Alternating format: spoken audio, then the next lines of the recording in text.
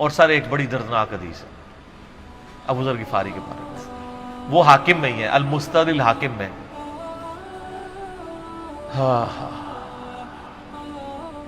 غزوہ تبوک آپ کو پتا ہے ایک ایسا غزوہ تھا جس میں جو شرکت نہیں کرے گا وہ منافق ڈکلیئر ہوگا، قرآن میں فتویٰ آ گیا تھا۔ اس سے پہلے کبھی نفیر عام نہیں تھی، یہ پہلا اور آخری موقع تھا، کیونکہ رومن امپائر سے ٹکرانا تھا، سپر پاور تھی دنیا کی، 1.5 لاکھ کی فوج لے کے کیسرے روم بارڈر پہ آ گیا تھا عرب کے۔ تو نبی علیہ السلام نے اناؤنسمنٹ کی کہ بھئی اب سب نے جانا ہے، جو نہیں جائے گا منافق شمار ہوگا، الا یہ کہ کسی کے پاس ریسورسز نہ ہو، یا کوئی مریض ہو، یا کوئی عورت ہو، یا کوئی معذور ہو۔ منافقین آگے بہانے کر رہے تھے، کچھ سادہ لوگ مسلمان بھی اس کا حصہ بن گئے۔ بخاری مسلم میں 3 اصحاب کی توبہ کا واقعہ بھی موجود ہے، وہی میری ویڈیو ریکارڈڈ ہے۔ تو کعب بن مالک کی رضی اللہ تعالیٰ عنہ علیہ السلام، تو کچھ لوگ جو ہے وہ یعنی اپنے ان معاملات کی وجہ سے کچھ پیچھے بھی رہ گئے۔ تو المستدرک الحاکم میں آتا ہے کہ صحابہ کرام کہتے ہیں کہ ہم نبی علیہ السلام کے ساتھ سفر پہ نکلے نا جب، تو نبی علیہ السلام کو آ کے کوئی بتاتا تھا، کہتا تھا یا رسول اللہ وہ جو فلاں بندہ تھا نا وہ بھی کوئی نہیں آیا، پیچھے رہ گیا۔ تو آپ علیہ السلام پرواہ نہیں کرتے تھے۔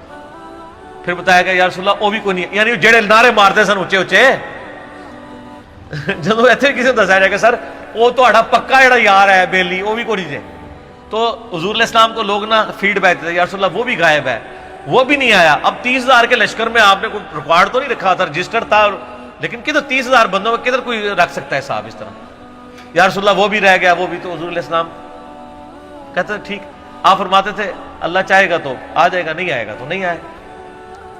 تو کسی نے کہا کہ وہ ابو ذر غفاری بھی پیچھے رہ گیا، آیا اور ابو ذر کو اس کے اونٹ نے روک لیا، اونٹ ہی نہیں اٹھ رہا تھا نا سر، وہ آپ کو گاڑی تو نہیں ہے نا جو سٹارٹ کر لیں گے آپ، اونٹ چلنے سے انکار کرتے کوئی کر سکتا ہے؟ اور سر سفر کتنا ہے؟ 700 کلومیٹر، 700 کلومیٹر کا ریگستانی سفر آج کے دور میں بھی کرنا مشکل ہے، سائیکل پہ نہیں آپ کر سکتے، پیدل تو آپ سوچ بھی نہیں سکتے، اونٹ کے بغیر کیسے ہو سکتا ہے؟ جس میں آپ کو اونٹ اس لیے بھی ضروری ہے کہ اس کے اوپر آپ نے سامان لادنا ہے، پانی نہیں راستے میں پینا، ریگستان میں تو کئی کلومیٹرز تک کچھ بھی نہیں ہوتا، بھوکے پیاسے مریں گے۔ پھر آپ قافلے سے بھی جدا ہیں۔ تو ابو ذر غفاری کوشش کرتے رہے کس طریقے اونٹ، اسی دوران قافلہ نکل گیا آگے، تو وہ اونٹ اٹھا ہی نہیں ہے، تو حضرت ابو ذر غفاری نے اپنا سامان اپنی پیٹھ پہ لاد لیا، پیدل چل پڑے ریگستانی سفر میں۔ حاکم کی روایت ہے کہ ہم نے دیکھا دور سے ایک اکیلا شخص آ گیا جس کی پیٹھ کے اوپر بورا لدا ہوا ہے۔ تو نبی علیہ السلام کی آپ محبت دیکھیں، آپ نے فرمایا کہ تو ابو ذر ہو جا، یعنی جو آنے والا شخص ہے تو ابو ذر ہو، یعنی حضور نے خواہش کا اظہار کیا۔ آپ کو نظر تو نہیں آ رہا تھا یہ کون آ رہا ہے، آپ کی محبت، آپ کو پتا تھا ابو ذر غفاری نہیں رہ سکتا پیچھے۔ تو صحابہ کہتے ہیں آپ نے فرمایا تو ابو ذر ہو جا، تو صحابہ کہتے ہیں تھوڑی دیر بعد جب وہ قریب آئے تو ہم نے پہچان لیا ابو ذر غفاری ہیں۔ تو جب ہم نے پہچان لیا نا تو حضور علیہ السلام نے ان کے پہنچنے سے پہلے آپ نے فرمایا ابو ذر کو دیکھو اکیلا آ رہا ہے، اکیلے ہی دنیا سے جائے گا اور قیامت الدن بھی اکیلا اٹھایا جائے گا۔ دنیا سے کیا کہہ رہے گے؟ صحیح بخاری میں آتا ہے کہ حضرت عثمان غنی رضی اللہ عنہ کے دور میں چکے،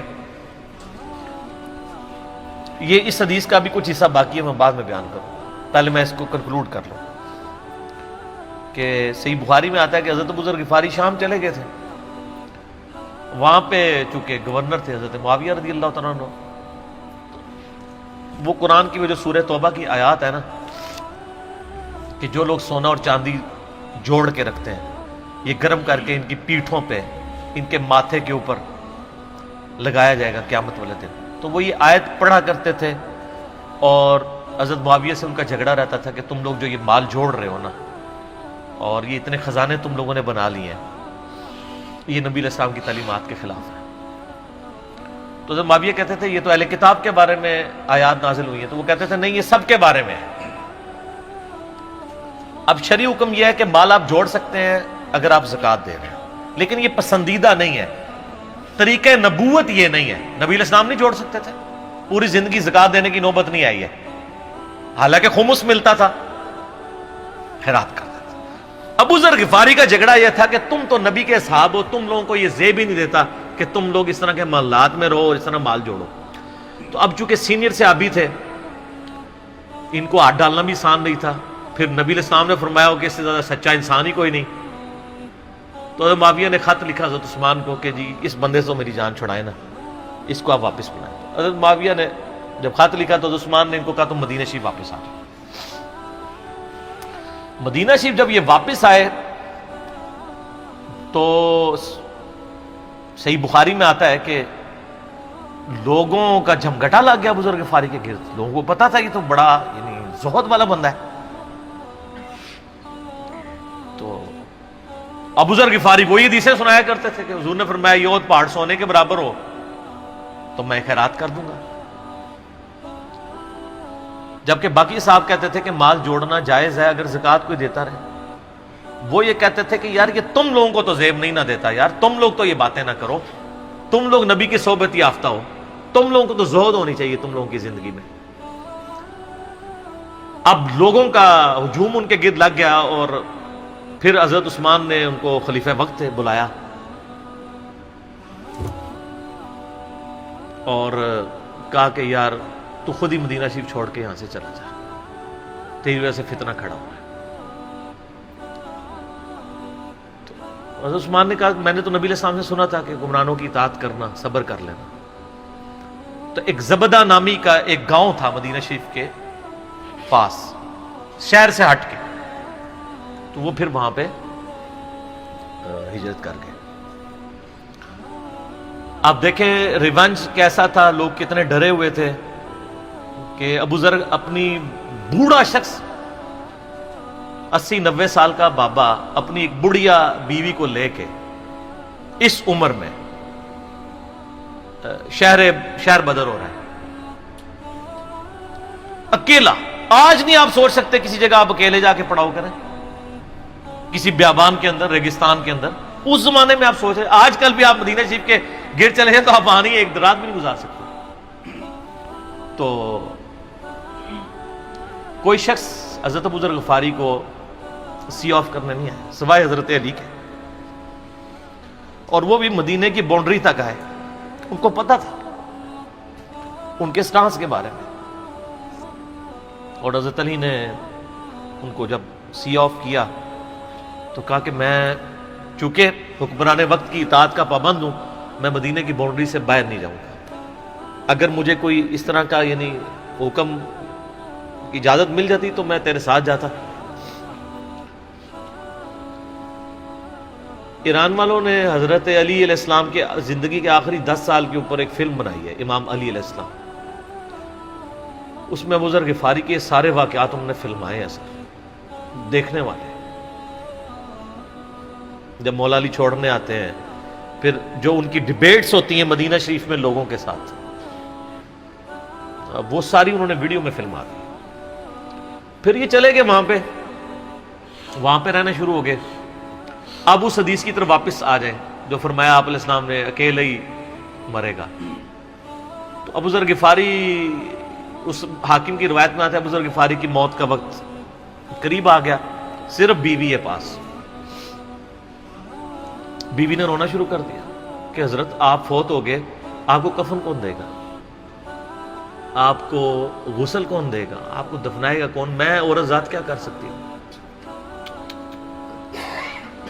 حضرت ابو ذر نے کہا کہ نبی علیہ السلام سے میں نے سنا تھا کہ تو اکیلا مرے گا، پھر مسلمانوں کا ایک قافلہ وہاں سے گزرے گا جو تجھے کفن دے کے دفنائے گا اور جنازہ بھی پڑے گا۔ تو نے فکر نہیں کرنی، جب میں مر جاؤں تو میری لاش کو چوراہے پہ رکھ دینا، گزرگاہ پہ، جو یعنی مدینہ کی طرف راستہ آتا تھا گاؤں ایریا سے گزر کے، اللہ میرا بندوبست کر دے گا۔ وہی ہوا کہ ان کے مرنے کے بعد مسلمانوں کا ایک قافلہ دور سے آ رہا تھا. تو اسی مستدل حاکم کی حدیث میں آتا ہے کہ سر قافلہ بھی سنے پھر کون ہے؟ عبداللہ ابن مسعود.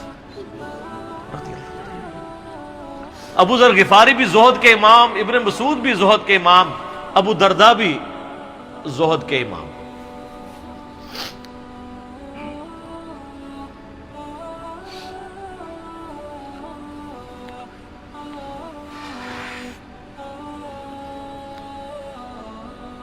ابن مسعود رضی اللہ تعالیٰ عنہ جب وہاں پہ رکے، ان کو تو نہیں پتا تھا یہ کون ہے.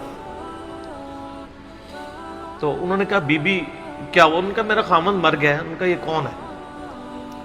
تو انہوں نے کہا ابو ذر غفاری. عبداللہ ابن مسعود کی چیخ نکل گئی، چیخ ماری انہوں نے. ان کا واہ. اللہ کے نبی نے فرمایا تھا کہ ابو ذر اکیلا آ رہا ہے تبوک کے موقع پہ، دنیا سے بھی اکیلا جائے گا، اور قیامت الدن بھی اکیلا اٹھایا جائے گا. یعنی اب اسی سرزمین سے ہی اس نے اٹھنا ہے نا، ہر بندے نے اپنی قبر سے اٹھنا ہے. یعنی وہ مسلمانوں کے قبرستان میں بھی دفن نہیں. ایک یہ جو مزار کی رٹ لگائے پھرتے ہیں، میں ان سے پوچھتا ہوں تمہارے بابوں کی کیا اوقات ہے؟ ابو ذر غفاری کا مزار دکھاؤ کدھر ہے. جو اس روئے ارض پہ نیلی چھتری کے نیچے سچا ترین انسان جس کو اللہ کے نبی کہہ رہے ہیں، اس کا کوئی مزار نہیں ہے. غریب المتنی میں مرا ہے، اس کی قبر بھی ایسی جگہ ہے جہاں مسلمانوں کے پاس قبریں بھی کوئی نہیں ہے. ایک ریگستان میں اکیلی قبر ہے، اس قبر کا بھی کسی کو نہیں پتا، اس پہ کوئی مزار بھی نہیں ہے، اور قیامت الدین بھی اکیلا اٹھایا جائے گا. یعنی قیامت تک وہاں پہ کوئی قبرستان بھی نہیں بنے گا. ظاہر نبی علیہ السلام کی یہ بھی خبر ہے. تو کیا وہ ناکام ہو گیا اگر مزارات ہی دلیل ہے کامیابی کی؟ تو عبداللہ ابن مسعود رضی اللہ تعالیٰ نے ان کو غسل دیا، کفن دیا اور دفنا دیا. یہ پوری ڈیٹیلز آپ کو المستدل حاکم میں مل جائیں گی. تو ابو ذر غفاری ان چند شخصیات میں سے ہیں جن میں پوری امت کا اتفاق ہے ان کی نیکوکاری کے اوپر.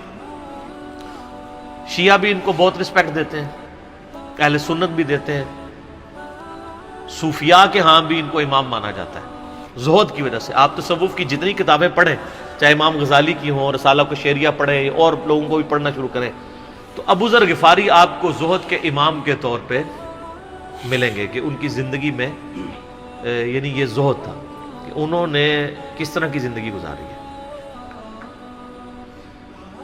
سر لوگ مجمع میں مرتے ہیں، ان کو یاد کوئی نہیں کرتا، اور ابو ذر غفاری کو آج بھی دنیا یاد کر رہی ہے، ہم بھی یاد کر رہے ہیں رضی اللہ تعالیٰ عنہ علیہ السلام. اللہ تعالیٰ قیامت والے دن ہمیں ایسے نیکوکار لوگوں کا ساتھ نصیب فرمائے. آمین ثم آمین.